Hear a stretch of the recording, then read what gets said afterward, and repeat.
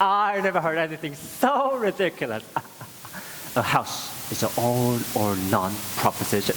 You can't own 1/3 of a house. Of course you can't. You can't stay here, Mr. Hoffmeyer. You got no business trespassing on my third of the house. But I thought this house is for sale. My third's not for sale. I really will phone for the county marshal, Maya. You're forcing my hand. This is just an unfortunate misunderstanding. I do hope so. I married you a very powerful man. Need I remind you that my husband invented a better mousetrap? It's called a human being trap. He's not sort of a man you want to challenge. And let me make this clear as a moth eyeball. Nothing is going to prevent me from buying this house. You'll never take my third.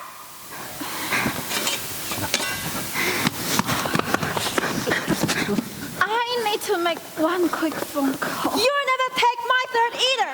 You too? Don't go interfering things you don't understand, dear. I understand perfectly.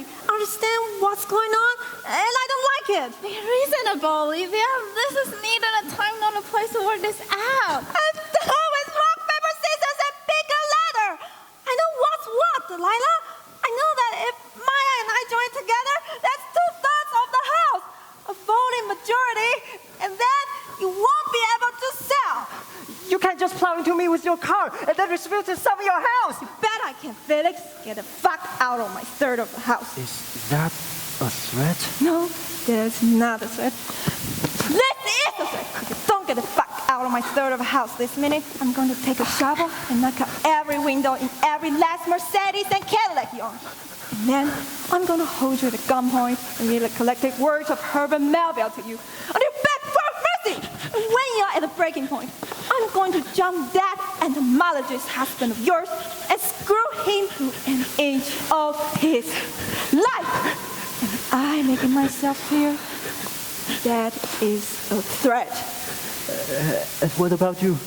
Is your store still on the market? It's 2/3 to 1/3, Mr. Hoffmeyer.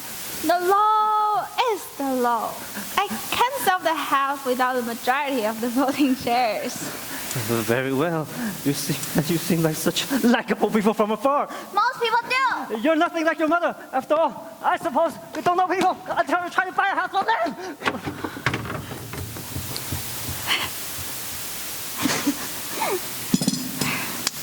You'll be hearing from attorneys! Ah!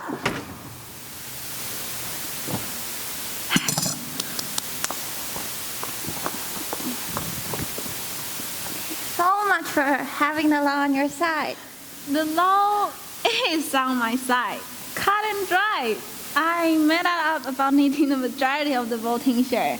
The reality is that if any one of them want to sell the house, it gets sold.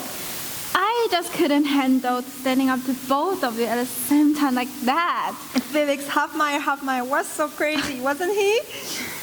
Or crazier. I guess we all grew up to be as crazy as our parents. So, what now?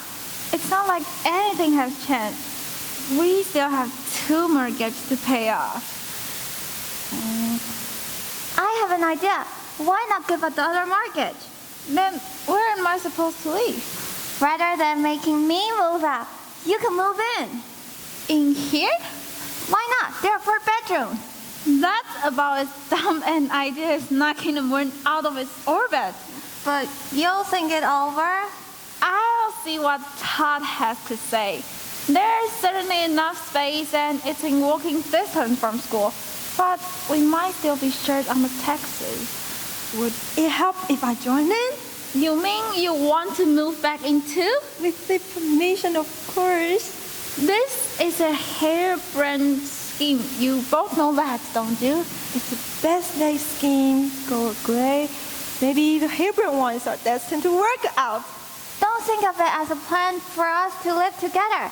Think of it as a plan to spite Felix Hoffmeyer. When you put it that way, I think the estate will just approve of this arrangement. I guess this means I'm going to have to knock down my wall. Why don't you leave it like that? The girls can play on it. Maybe you can teach them about bricklaying. But no first aid. No first aid. At least, let's level it out on top and make it look like a professional job. Come on, I'll show you how to mortar. I'll mix the cement.